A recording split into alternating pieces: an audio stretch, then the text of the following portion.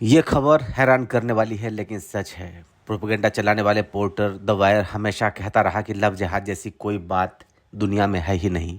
अब उसी के एक पत्रकार उमर रशीद पर एक हिंदू महिला ने रेप, मानसिक और शारीरिक प्रताड़ना और बीफ खिलाने समेत कई गंभीर आरोप लगाए हैं। तथाकथित प्रोग्रेसिव और लिबरल पत्रकार उमर रशीद द वायर में पॉलिटिकल जर्नलिस्ट हैं। उसे लेकर सोशल मीडिया प्लेटफॉर्म इंस्टाग्राम पर हिंदू महिला ने अपने दर्द को शब्दों में बयां किया है। इस पोस्ट को पढ़कर उमर रशीद के मानसिक स्तर और जाहिलियत का अंदाजा आसानी से लगाया जा सकता है।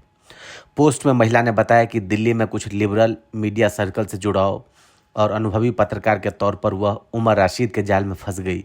शुरुआत में राशिद ने प्रोग्रेसिव पॉलिटिक्स और लोधी गार्डन में टहलने के बहाने अपने जाल में उसे फंसा लिया। महिला ने आगे लिखा कि उमर रशीद ने इसी तरकीब के जरिए कई महिलाओं को अपनी जाल में फंसाया। इस दौरान वो अपनी उस झूठ छवि को महिलाओं के सामने लेकर आता जिसमें वह ऐसा मुस्लिम है जिसे पालतू जानवर पसंद है, भोजन पसंद है, जो प्रोग्रेसिव लिबरल है और जिसने अपनी माँ को खो दिया। इस तरीके से अपनी इमेज बनाने की कोशिश करता है। महिला ने उमर रशीद को एक सीरियल एब्यूज़र और बलात्कारी का तमगा देते हुए लिखा कि उसे बुरी तरह पीटा जाता था। उमर रशीद उसे लात, घूसे, थप्पड़ मारे हैं और कई बार बर्बरतापूर्वक बलात्कार किया है। अपने रिलेशनशिप के दौरान उसे हद से ज़्यादा यौन उत्पीड़न, दुर्व्यवहार, मारपीट और बर्बरतापूर्ण बलात्कार का सामना करना पड़ा। इसके कारण जिससे उसका बहुत खून बहा और चोटें आई। पीड़ित हिंदू महिला ने यह भी कहा कि उमर राशिद ने कभी भी सुरक्षित सेक्स नहीं किया। रशीद के कई अनजान लोगों से भी शारीरिक संबंध थे। इस वजह से महिला को कई बार स्त्री रोग विशेषज्ञ के पास जाकर एबॉर्शन कराने पड़े और सेक्सुअली ट्रांसमिटेड इन्फेक्शन का इलाज करवाना पड़ा। महिला ने आगे लिखा कि राशिद को पता था कि महिला आर्थिक तौर पर मजबूत नहीं है और संघर्ष कर रही है। इसके बावजूद उसने महिला की सारी चीज़ें तोड़ दिया। इनमें से कई चीज़ें उसके घर से मिली निशानियां थी जिसे वह कभी खोना नहीं चाहती थी। वह उसे बुरी तरीके से बेइज्जत करता था और उसे अपने पांव पड़कर माफ़ी मांगने पर मजबूर कर देता था। इस दौरान वह उसकी मां के साथ किस तरह रेप करेगा इसके बारे में बोलता था। महिला ने लिखा कि उसके बीमार होने, असुरक्षित सेक्स के लिए न कहने के बावजूद उमर ने कई बार उसके साथ बर्बरतापूर्वक रेप किया। यहाँ तक कि खुद को बचाने के लिए वह बाथरूम में छिपती थी। महिला ने आगे लिखा कि उमर रशीद ने उसे कई बार बीफ खाने के लिए मजबूर किया जबकि वह नहीं खाती थी। हर बार जब वो ज़बरदस्ती बीफ खिलाता था तो उसे उल्टी हो जाती थी। रशीद खुद को कश्मीरी मुसलमान और गैर मुस्लिम होने का उल्हाना देता था। महिला ने अपनी पोस्ट को सांप्रदायिक रंग न देने की अपील की है।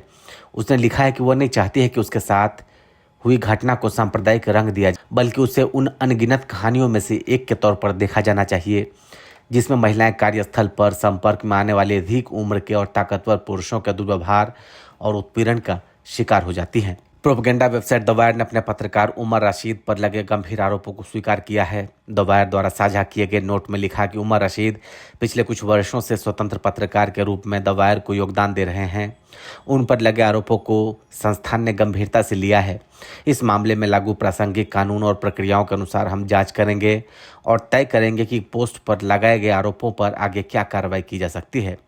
गौरतलब है कि कई वर्षों से द वायर और इस तरह के अन्य वामपंथी प्रोपेगेंडा पोर्टल लव जिहाद के उन मामलों को सिरे से नकार देते हैं जहां मुस्लिम पुरुष एक झूठी पहचान के साथ हिंदू या ईसाई महिलाओं को अपना निशाना बनाते हैं और बाद में शारीरिक और मानसिक उत्पीड़न, अपमान और बलात्कार और हिंसा का शिकार बनाते हैं। इस मानसिकता के पीछे वह इस्लामी सोच है जिसके मुताबिक गैर मुस्लिम महिलाएं यानी काफिर सेक्स स्लेव बनने के योग्य है। ऐसी सोच वाले मानते हैं कि काफिर महिलाओं का यौन शोषण करना मुस्लिम मर्दों का दायित्व है और इससे सवाब मिलता है। भारत सहित पूरी दुनिया में हजारों की तादाद में महिलाएं इस सोच के शिकार रही। ब्रिटेन में ग्रूमिंग गैंग इस खास मामले के में खास कुख्यात रहा। यहाँ यजीदी महिलाओं को यौन दासी बनाने का मामला भी खासा चर्चित रहा। भारत में भी अजमेर गैंग रेप और ब्लैकमेल मामले काफ़ी लंबे समय तक सुर्खियों में रहे।